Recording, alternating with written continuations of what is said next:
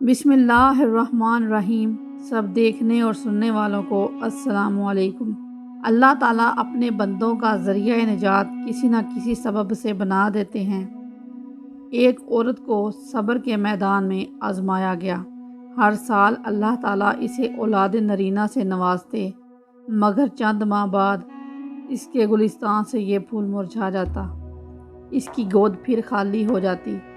اس بے کس ماں کے یکے بعد دیگرے 20 بچے داغے جدائی دے گئے۔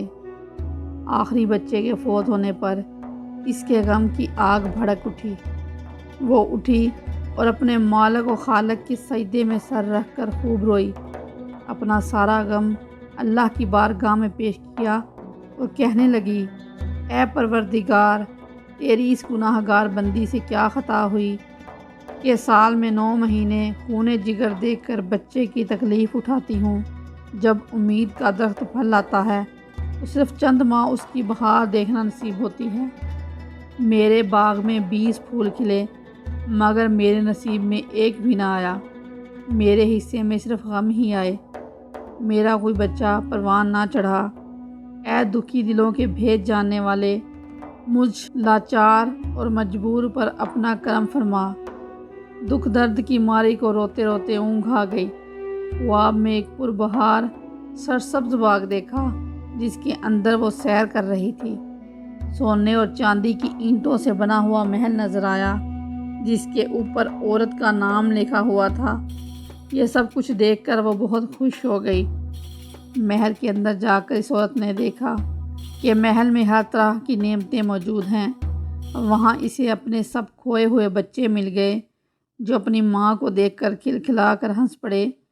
پھر اس عورت نے ایک محبت بھری آواز سنی کہ تو نے جو بچوں کے مرنے پر صبر کیا تھا، یہ سب اسی کا اجر ہے۔ اسی خوشی کی لہر میں اس کی آنکھ کھل گئی۔